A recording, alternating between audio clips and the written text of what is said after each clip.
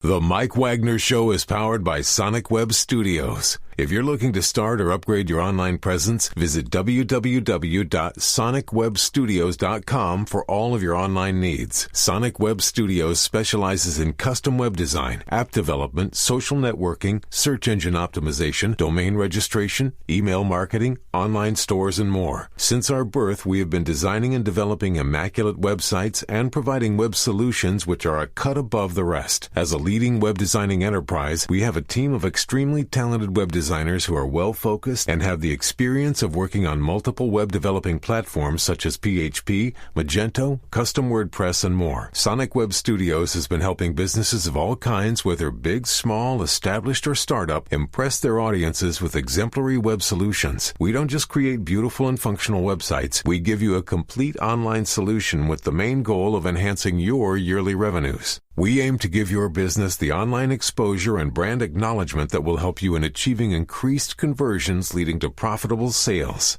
Call 1-800-303-3960 or visit us online at www.sonicwebstudios.com to get started today. Mention the Mike Wagner Show and get 20% off your project. Sonic Web Studios. Take your image to the next level. It's now time for the Mike Wagner Show, powered by Sonic Web Studios. Visit online at sonicwebstudios.com for all your needs. The Mike Wagner Show can be heard on Spreaker, Spotify, iHeartRadio, YouTube, iTunes, Anchor FM, Radio Public, and the MikeWagnerShow.com. Mike brings you great guests and interesting people from all across the globe. So sit back, relax, and enjoy another great episode of the Mike Wagner Show.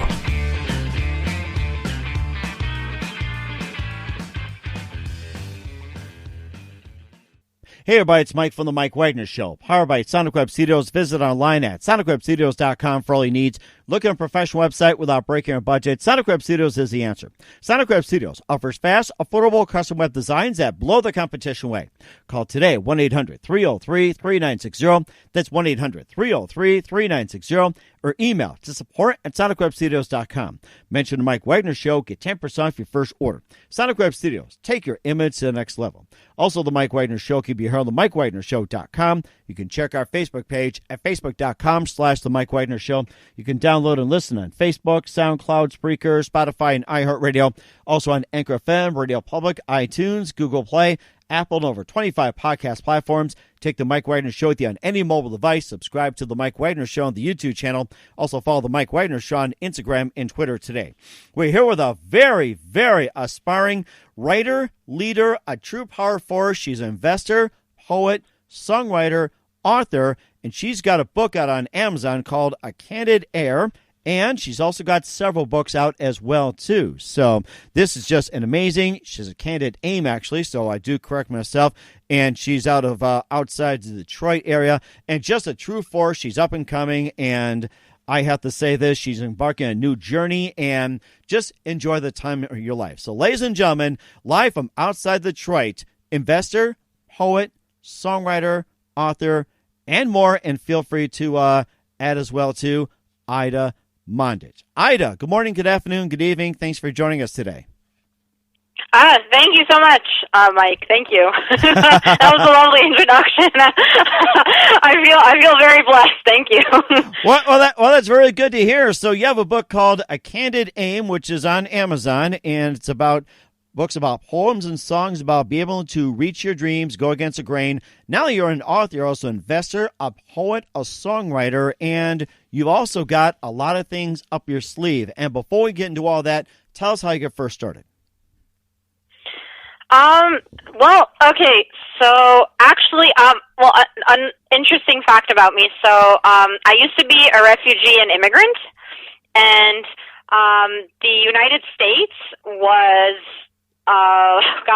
it came after a period of, many countries that I lived in. So, for example, I was born in Bosnia and Herzegovina, and a war broke out there, a genocide from 1992 to 1996.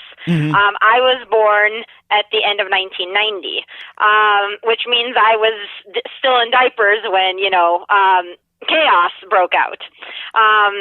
And my family was forced to flee the country. My father was shot by a sniper in his ankle. He survived, but to this day he has bone infection, permanent bone infection because of that. And so the war had a profound impact on me. And we lived all over the world because of this war.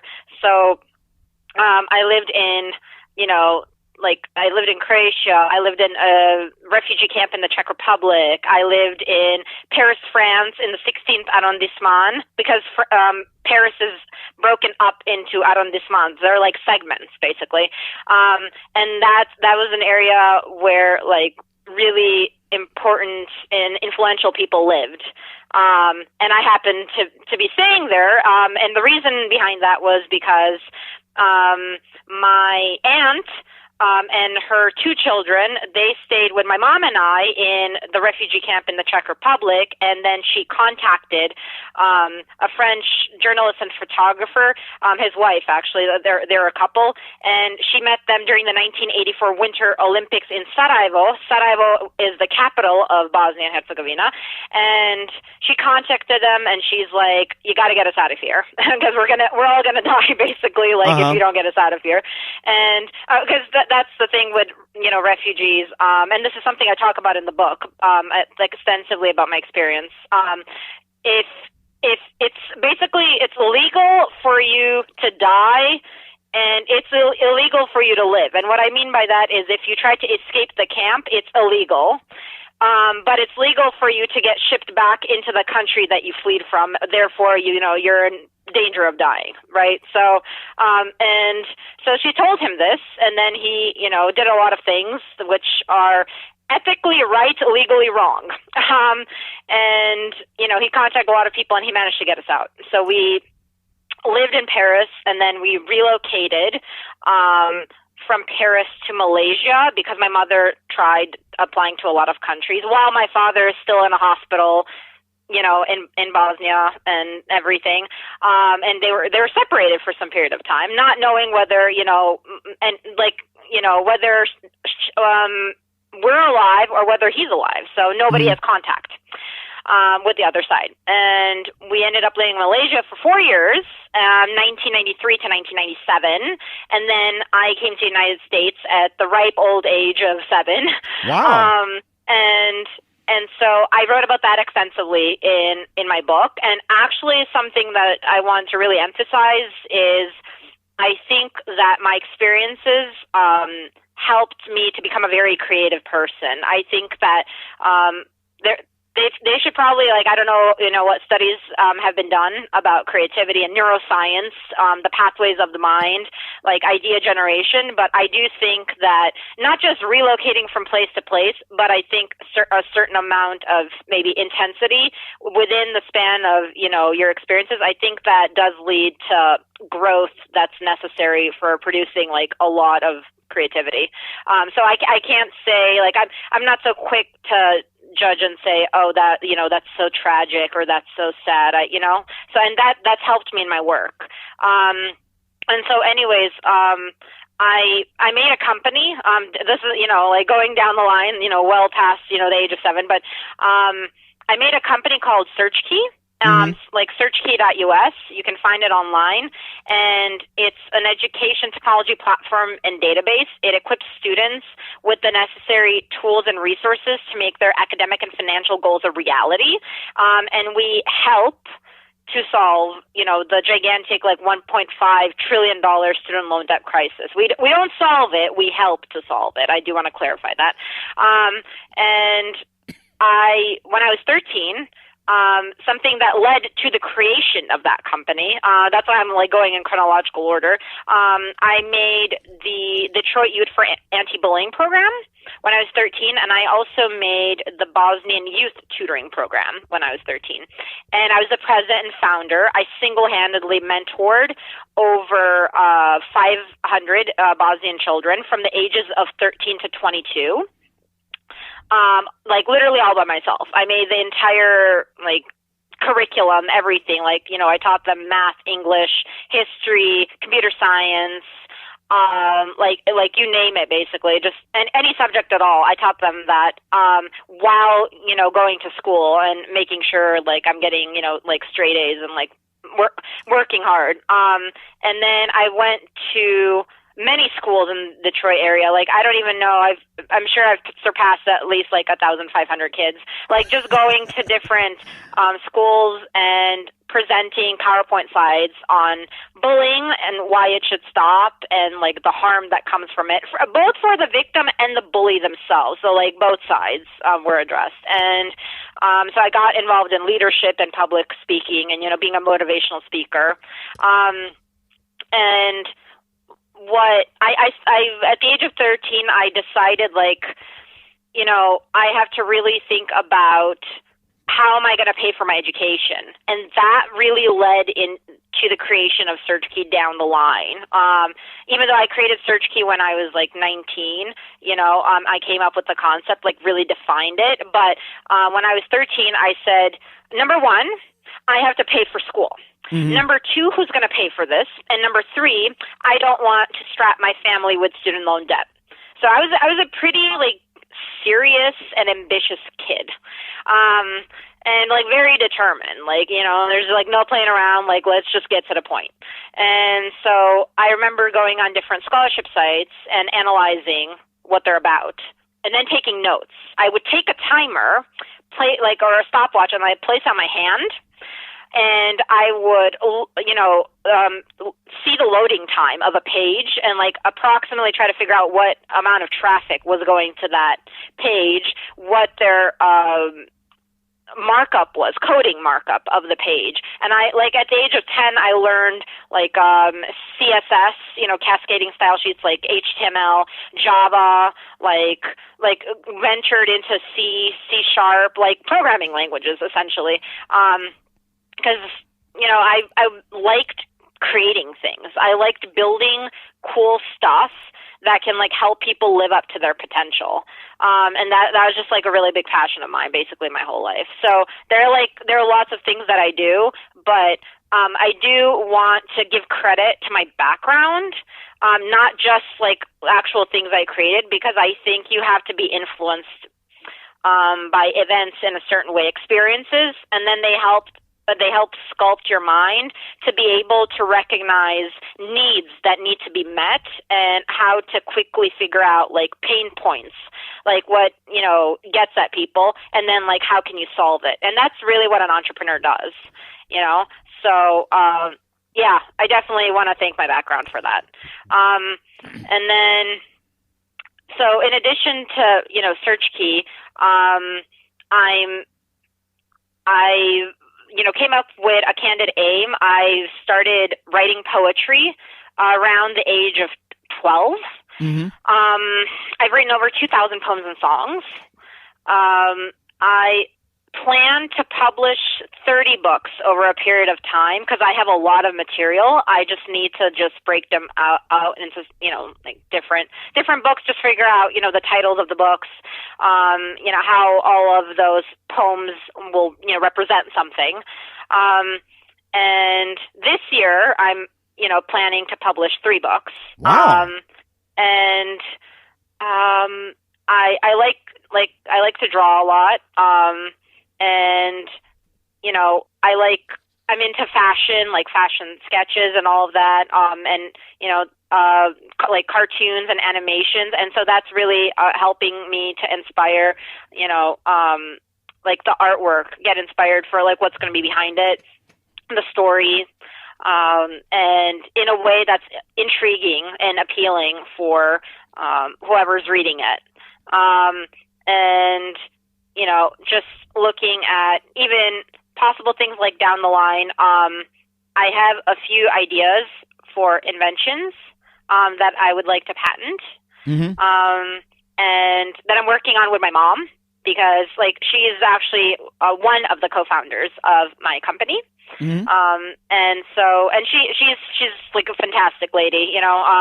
She used to be a civil lawyer in Bosnia, and she had worked as like a fashion designer, and she worked on radio. Like, she's got a lot of different experiences she can bring to the table. And so, and she's in the banking industry right now. So she's very helpful for, what I'm working on. And so the reason I bring her up also is because, as you can tell, she had like a lot of variety in her interests. And so that also influenced me, in addition to everything else, that I've experienced in my life. So that's a big deal. Like, what influences you? Let's see. I'm into, songwriting. I've actually started songwriting when I was in my 20s. Wow. Early 20s. Okay. So, I was going to say, your resume keeps building and building and building and building. And I think to myself, you started your ventures at 13 and fast forward to 2020. And I'm thinking to myself, I haven't accomplished as much, or not many of us has accomplished like you in that period of time. Amazing. Yeah. It was just a lot of exploring. I think that's really important. Just literally, instead of saying, "Oh, I don't know if I'm good at this," or because your thoughts are so important. I really want to emphasize that, like what actually goes on in your mind, because your thoughts are creating your reality. Instead of sitting there and saying, "Oh, I haven't done this, so far, it's too late to start now," or like, "Who am I to think like this or do this?" or,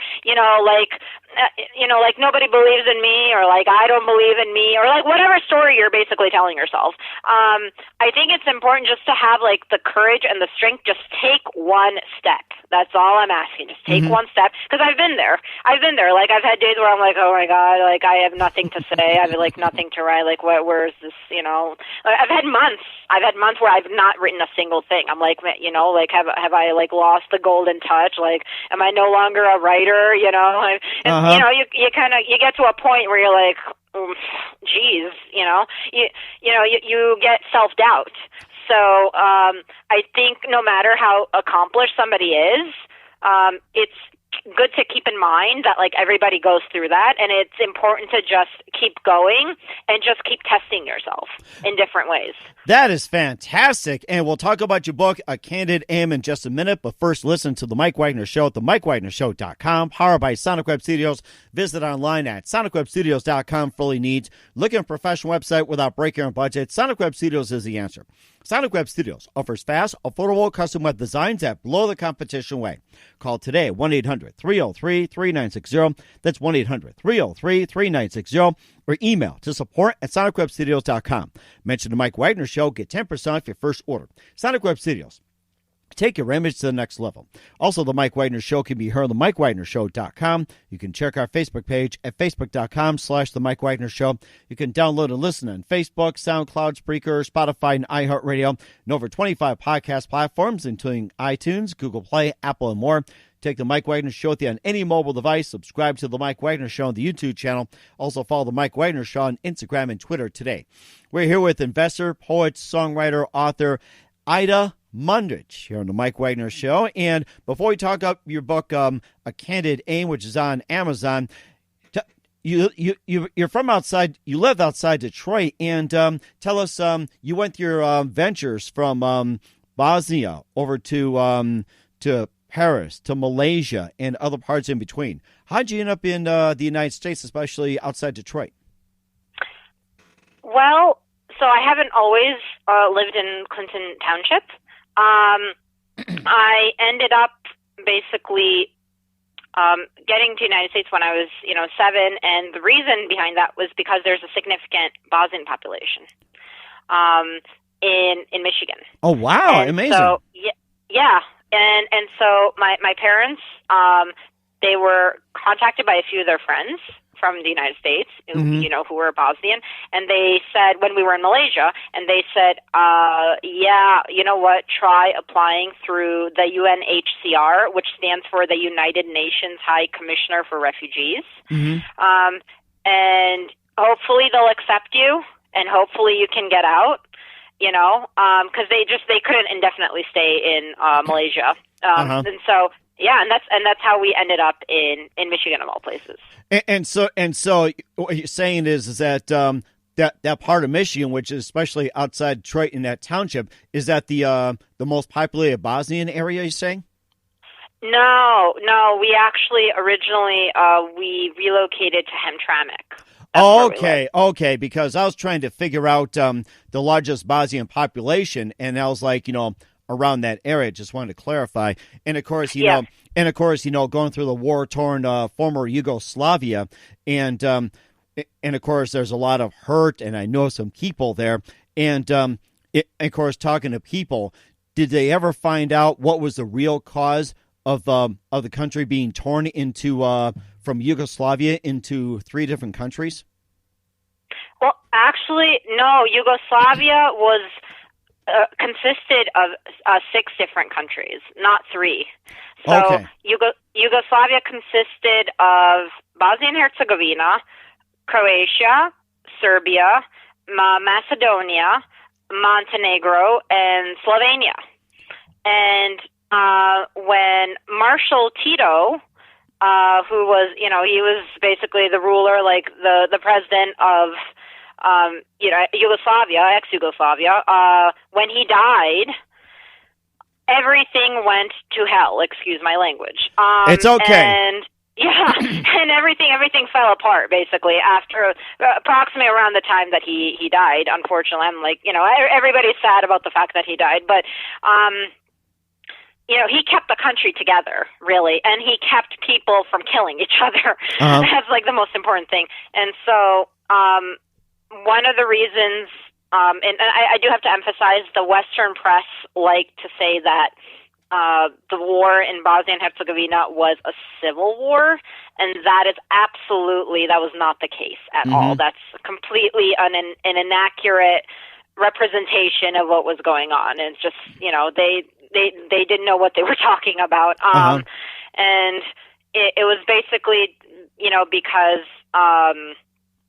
Serbia wanted to make a greater Serbia, and they wanted to take over Bosnia and kill us, and and basically have that our land become their land. And then Croatia got involved, and it was just it was a nightmare.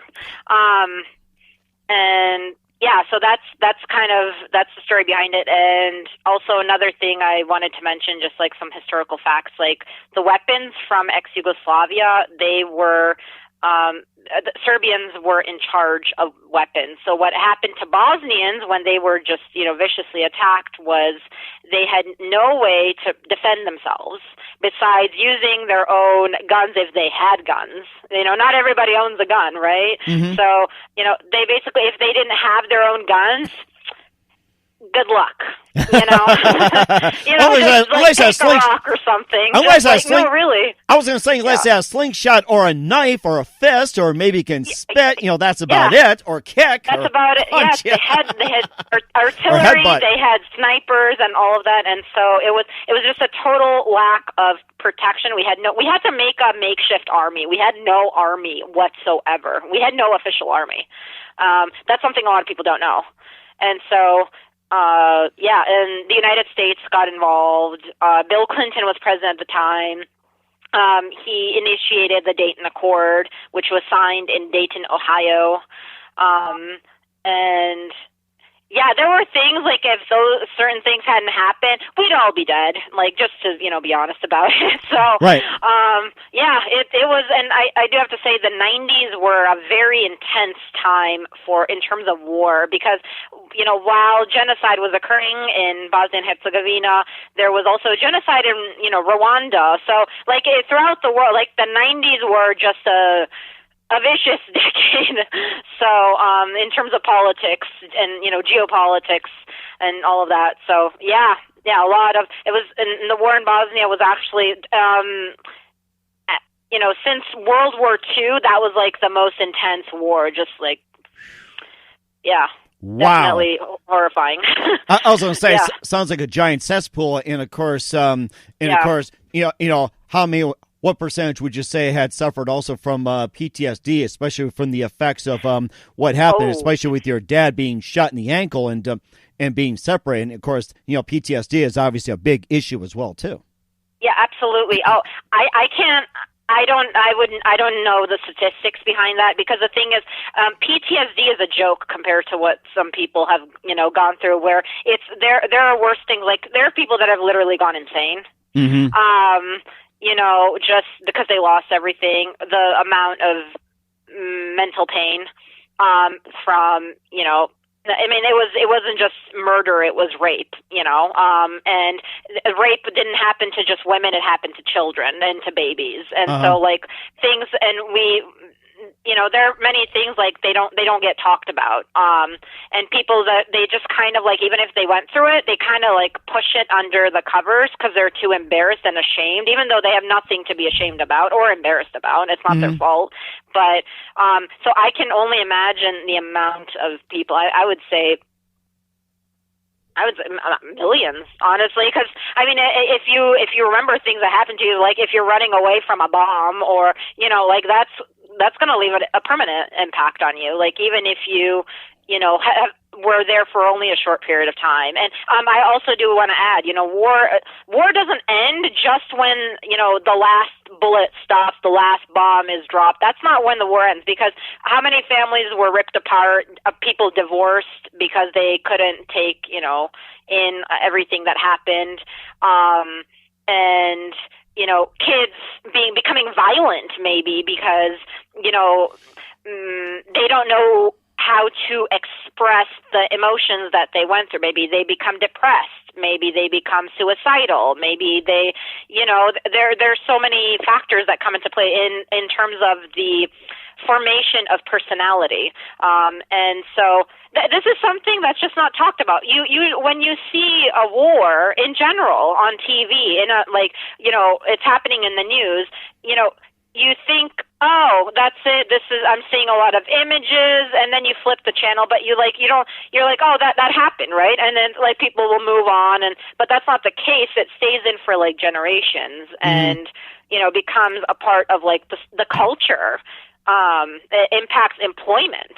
Like, to this day, Bosnia has a extraordinarily complicated political system.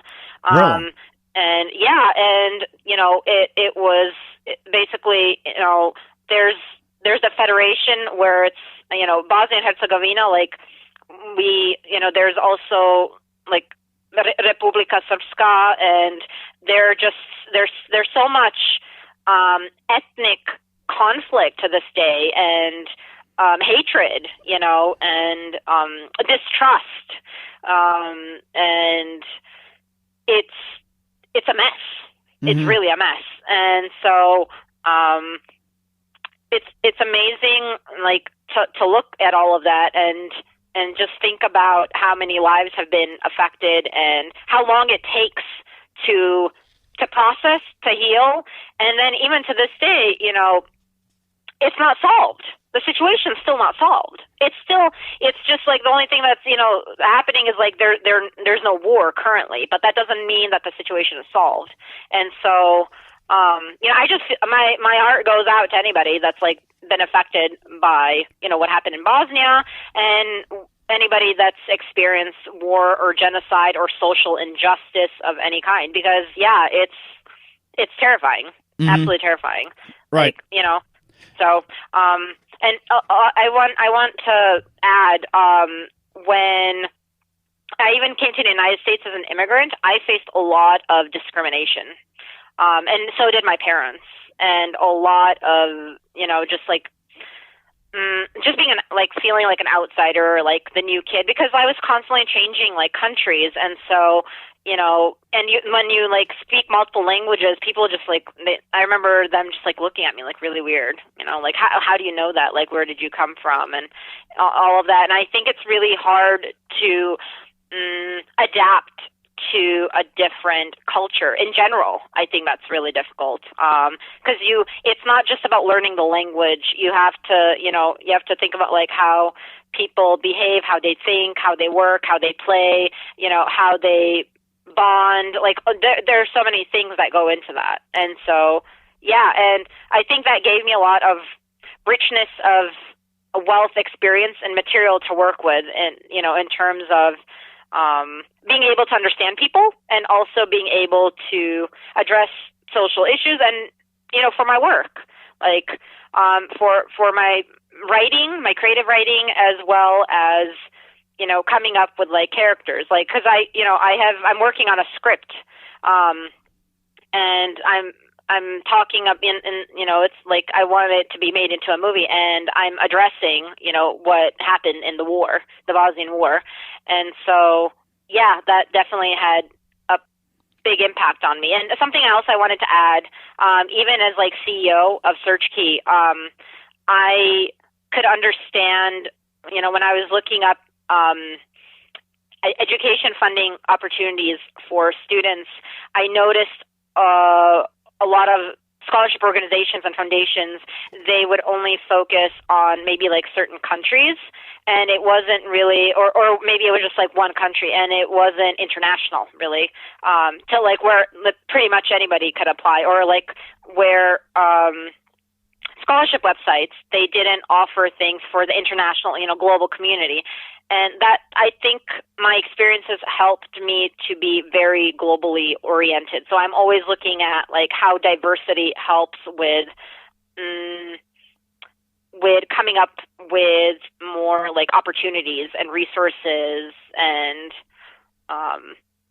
just ideas in general. So, yeah. And a lot of things, too. And we'll talk about your book, A Candid Aim, in just a minute. But first, listen to The Mike Wagner Show at themikewagnershow.com, powered by Sonic Web Studios. Visit online at sonicwebstudios.com for all your needs. Looking for a professional website without breaking your budget? Sonic Web Studios is the answer. Sonic Web Studios offers fast, affordable custom web designs that blow the competition away. Call today, 1-800-303-3960. That's 1-800-303-3960. Or email to support@sonicwebstudios.com. Mention the Mike Wagner Show. Get 10% off your first order. Sonic Web Studios. Take your image to the next level. Also, the Mike Wagner Show can be heard on themikewagnershow.com. You can check our Facebook page at facebook.com/The Mike Wagner Show. You can download and listen on Facebook, SoundCloud, Spreaker, Spotify, and iHeartRadio, over 25 podcast platforms.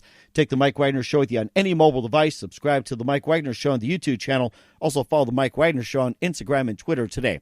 We're here with investor, poet, songwriter, author Aida Mandic, who came from Bosnia Herzegovina, former Yugoslavian Republic, and living outside Detroit, Michigan, here on the Mike Wagner Show. And she started an anti-bullying program in Detroit. Also, inventor of SearchKey.us. And we're here to talk about her book on Amazon called A Candid Aim. And she also written other books, but this is the big one. And let's talk about the book, A Candid Aim, and tell us how you got started and tell us all about the book. Yeah, for sure. Well, I just addressed things that I went through growing up. Changing different countries, cultures, languages. Like by the age of 5, I spoke 5 languages. Wow, amazing! Can you go ahead and maybe just give us an example about maybe give us a sentence or two in some of those languages? Yeah, I can, like, for example. So let's see. I could say "Zdravo, kako se zoveš?" Kako ti dan prolazi? Parlez-vous français?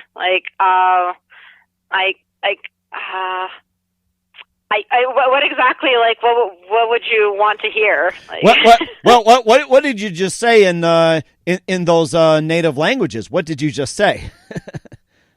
Well, like in Bosnian, like I asked, like hi, like how are you? And then in French, like I'm asking you, like, do you speak French? But I do want to say when I came to the United States, I didn't have the chance to really speak to people in those languages. And over time, it was basically I lost like native like fluency because I had nobody to talk to that understood those languages. Absolutely nobody. Nobody spoke those languages. Like I knew Bosnian, English, Malay, Czech, and French. Oh wow! Okay. And so and so there's absolutely never met anybody that's from Malaysia while in the United States. Didn't meet anybody from Czech Republic really, or anybody from France. But so that's just that was me. doing just a lot of research on my own and just like from university, looking in books. But yeah, I lost out most of it when I came here, because after years and years of living here, because nobody knew what I was saying. Well, and of course now you got Facebook and you can recapture that. And of course the book, A Candid Aim, it's poems and songs about able to reach your dreams, goes against the grain, and just stories, and a little bit more about A Candid Aim. And of course I apologize for getting off track, and I just find it interesting about learning about different languages, and A Candid Aim just encourages people to really reach out more. Yeah, and I think an important thing is to share your story, and share experiences you've gone through, even if you are put in a place of vulnerability, or you're just afraid to talk about it, or you think that there might be backlash. I think it's important to speak your truth, and if somebody doesn't agree with it, then okay. But I mean, they can't tell you that's not, that's something that you haven't lived through when you lived through it, and that's how you experienced it, and that's what, you feel about it. And I think it's also important that, like, in society, we tend to run away from negativity and negative feelings, but I think there's power in not only addressing them, but using them to motivate you, and also to help you understand that there's a bigger, spectrum of life out there than just like always just going after being happy, happy, happy. Right, exactly. So, and I think that's not a good way to go about things. Because if you're just running after happy, happy, happy, you're kind of setting up yourself in a situation, a box, where anything that doesn't fit into an idealistic view of what happiness is basically results you in feeling miserable. And I don't think that's the right way to go about things. That's my 2 cents. Uh-huh. So. And of course, where can one find A Candid Aim at? Amazon. Just literally go on Amazon.com, at the very top in, the search bar, and type in A Candid Aim, like A space CANDID space AIM. And it's an anagram of my name. I tried to be clever about it because my name is Aida Mandic, and it has 10 letters. And if you rearrange the letters, you get A Candid Aim. Huh, that's interesting. I like that. And, of course, you also got several other books as well, too, and tell us about some of those other books you've written. So I was a featured author in Poetry Cosmos, and on Instagram I won a contest on their Instagram, and they're like, oh, well, as a gift for that, you can be featured in our book, and we can, publish some of your songs in there. And so I'm also featured in that. And then in addition to that, then, yeah, I'm publishing 3 books this year, and I plan to publish many more, like in total 30. It's a question of like timing and, in increments, like how many do I publish at a time. So. Wow, and we're looking forward to that as well, too, in 2020. And who are some of your favorite authors and writers growing up? Oh, gosh, so many. That's a great question. I really like Emily Dickinson. Mm-hmm. She was my favorite in high school. I like William Blake, Lord Byron, Percy Shelley, John Keats, who else at the top of my head? I like a lot of authors from like the 1800s. I would say that's like my favorite time in history, and I don't know why. I guess mostly because of like the romantic poetry. And when I say romantic, I don't mean just like, oh, we're talking about love. I mean like they looked at the world through a bit, more like sweetness, and like admiration. There was gratitude, a lot of gratitude in the writing during that time period. So yeah, basically, and I would say I was influenced by Bosnian writers, British, and American. I really like people who like just speak with an open mind, and question, like they're like rebellious about it. You know, they're rebellious and they're not afraid, even if they get attacked. You know, even if they're not popular. I'm into Langston Hughes. He was really cool. Like, you know, I was influenced like by the Harlem Renaissance, and the Renaissance in general. Also, I want to add Italian. So like Leonardo da Vinci. Mm-hmm. Like if I could talk to anybody at all in the history of the world that has, you know, lived or died, I would want to talk to Leonardo da Vinci. He was so cool to me. So yeah, and I was influenced by him in a lot of ways. And like Casanova, a lot of people know Casanova as a womanizer. What they don't know is that he had over, you know, like I think in the range of like 40 professions, and he was a very talented, bright human being. And so, yeah, I like looking at different like centuries and analyzing how people lived and just piecing that together. Because then when you get influenced by it, and then people listen to it, they're like, wait a minute, this sounds totally eccentric. Like, where did you come up with that? You know, like that's not something like you would hear nowadays. And that's because, you know, you're getting influenced by somebody that lived like, you know, 5 centuries ago, right? Oh my gosh. Yeah, and I think that's awesome. So, and I like combining things in that way, and they're just like, what is this? Like, we really need this nowadays, you know, like this has been lost. I'm like, well, the reason it's been lost is because, you know, it's been 5 centuries. Oh my goodness. I'm going back in time array. I don't need a time machine. Thank you very much. No, not at all. Not at all. So yeah, and I'm influenced a lot by directors, in addition to writers. So, and I look at screenplays. Like, for example, just because I'm writing a poem or song doesn't mean, you know, it can't be influenced by a screenplay. So, and I think that's good to keep in mind. You know, you don't have to just be limited because of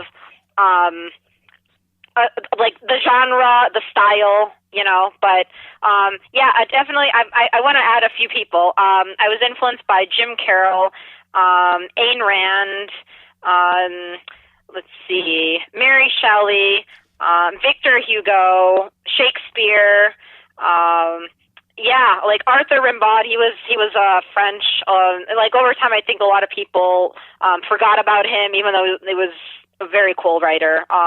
Charles Bukowski, Isaac Asimov, Oscar Wilde, let's see, Dylan Thomas, Lord Tennyson. Yeah, I definitely have a lot of people I was impacted by. That's a lot of, wow, that's a huge list. And you mentioned about directors as well, too. And who are some of your favorite directors, and what are some of your favorite movies you watched growing up?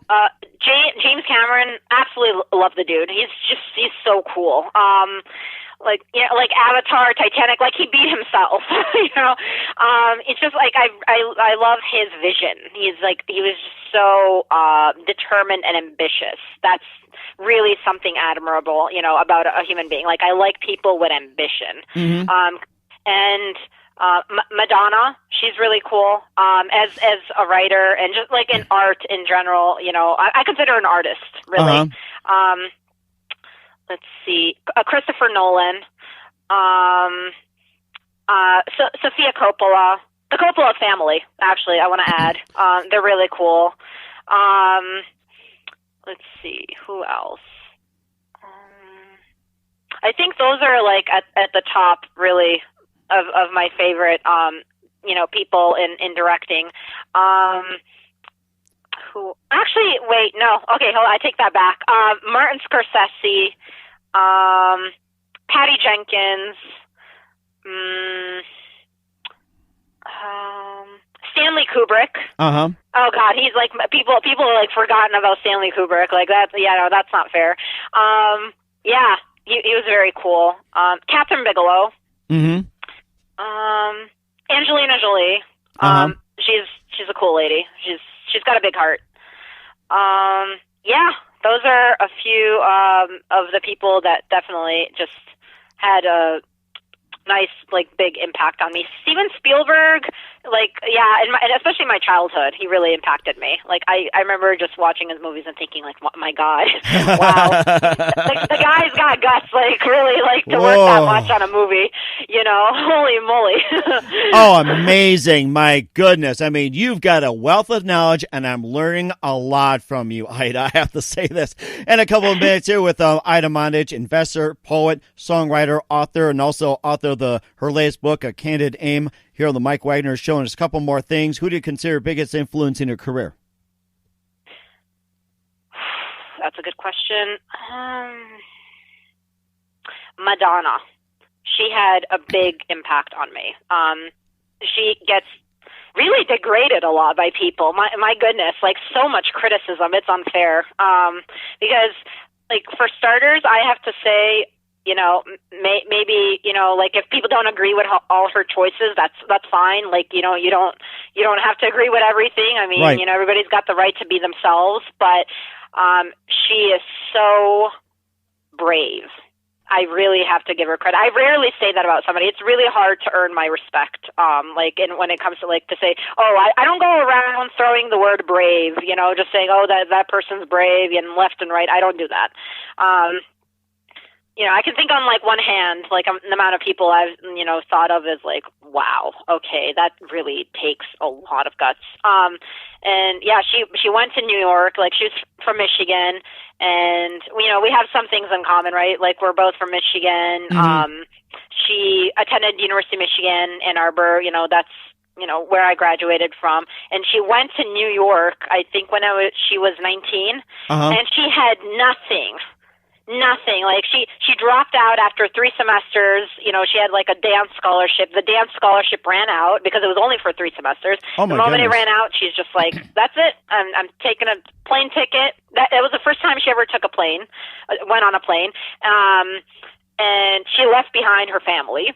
And she headed for, you know, New York. She lived in an abandoned synagogue. She had no money. I mean, literally, like, above her, you can even find her on YouTube, like, people above her, I think they were, like, prostitutes, and, like, in the apartment building when she, you know, finally lived in an apartment building, in, like, a little shoebox of a room. It was a room. Oh, and my literally, goodness. like, you open the door and you get to the bed. That's it. And there's, like, a window, and that's, like, you know, and there were prostitutes above her, and below her were drug dealers. And, like, you're just, like, waiting to see, like, whether somebody's going to kill you. She washed her hair in a sink, and it was just cold water. You know, there's no shower. I don't even know what she ate. And, I mean, and not to say that she lived, you know, like, VIP treatment at U of M either, because, you know, she lived with a roommate, and they kind of, she was all about obtaining stuff. She was, like, just, you know, hustling in the sense where it's like, you know, she just worked odd jobs to support herself through university, and just eating whatever, just like maybe ice cream or, like, junk food, and, you know, like, not really having much in that way. And it took a long time for her career to take off. Actually, that's something, you know, people don't know. They're just like, oh my God, you know, she's so famous, but you're not really looking at, like, the steps she had to go through until she, you know, got to that point to, you know, get a contract. And then, you know, she really dominated, like, the MTV era. And there were no really strong women at the time in music. Like, I mean, she was influenced by Patti Smith and Debbie Harry from Blondie, and that was pretty much, you know, that was it. Like, she didn't have a lot in the way of, like, huge role models. Like, she was influenced by Martha Graham. She was in dance. She was a dancer, but yeah, just not much in the way of that. And so she had to figure out an image. She had to figure out, you know, trends. She had to figure out having, like, a cultural barometer and striking it correctly. Because if you make a mistake as an entertainer, even as a songwriter, and you talk about things people aren't interested in, they lose respect for you very quickly, and you fall off your throne very quickly. Just because, you know, one moment they'll say you're queen, the next moment they'll just be like, I'm sorry, who are you again? I know how the feeling. Yeah, and so she had to be able to, swim in those shark-infested waters, to just be blunt about it. And she was what I give her credit for is she's very intelligent. She's very sharp, and she knows how to figure out like what people want, when they want it, how they want it. She knows when to pull back, because there were mistakes she made in her career that she was very well aware of.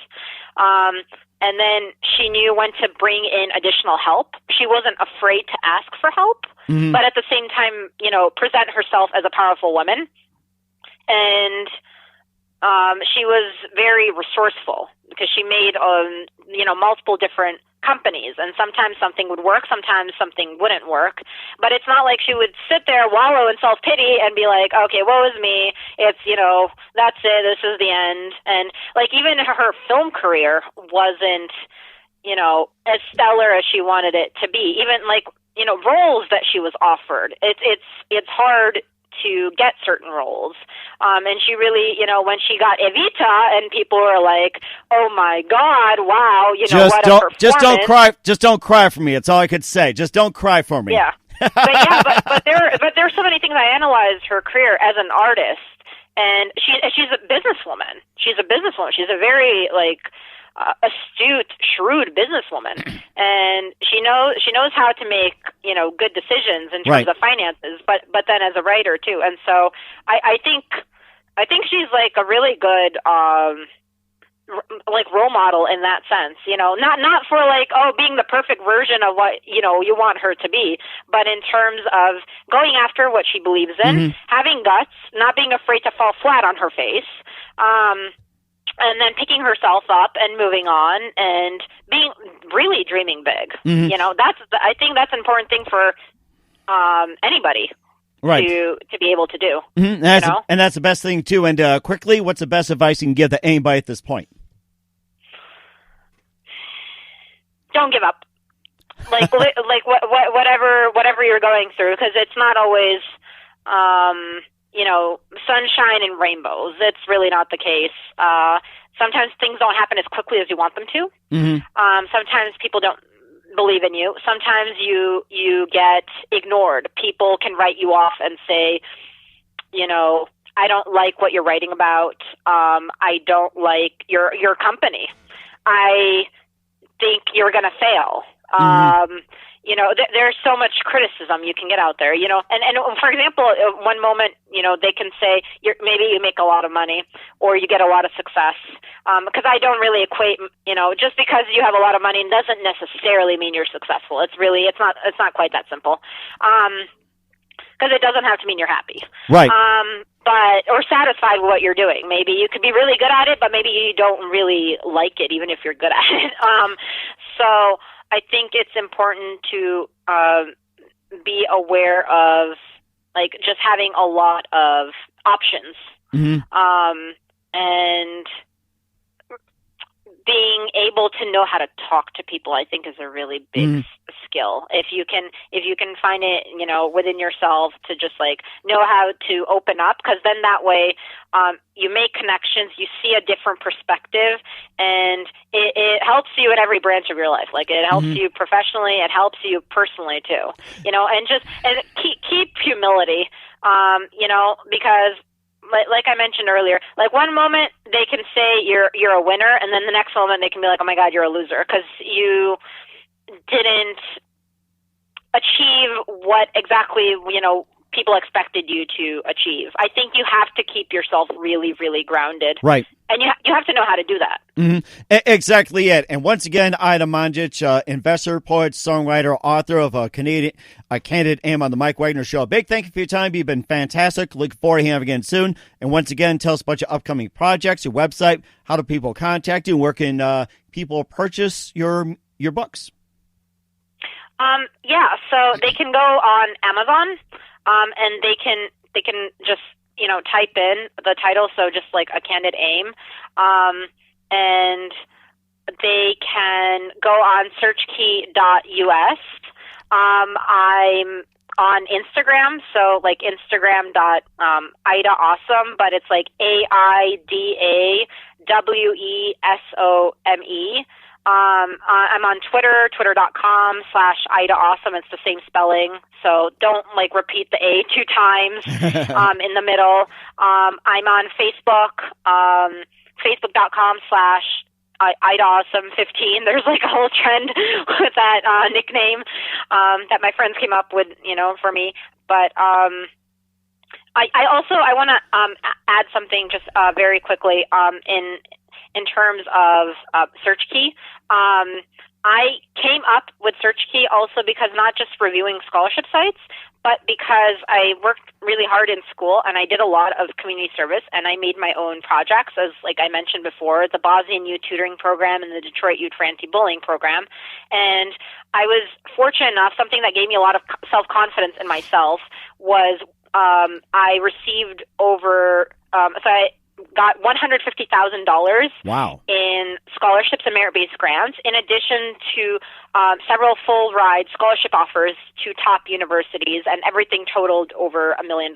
Like I got, offers to, like Harvard and MIT, like Princeton, like University of Pennsylvania, like different, universities, and so. That really like opened my mind in terms of not being afraid to just question what's really needed, and to not be afraid to come up with search keys, like to make it an actual website, and figure out what other sites don't offer, and then offer that and in products and services. And something I want to mention also is in Search Key, we offer over 50 categories. We have that you can look up in terms of education funding. We have information on the hackathons, cups, bowls, competitions, scholarships, fellowships, awards, grants, leadership seminars. We cover a lot of things. Like if you're good at sports, you can find something there. If you're a geek, like a programmer, you can find something. If you're an artist, you can find something. So, and that goes along with what I mentioned earlier about just creativity and, giving people, the chance to summarize their talents and, present themselves in an effective manner, when they navigate the college admissions process, when they apply to universities, and knowing how to do that. Mm-hmm. So. Okay, great. Okay, we'll talk more about that next time. We'd love to have you back on. Thank you very much, Aida. You've been fantastic. Looking forward to having you again soon. Do us a favor. Keep this update. Love you back on. Thank you. Thanks for listening to the Mike Wagner Show, powered by Sonic Web Studios. Visit online at sonicwebstudios.com for all your needs.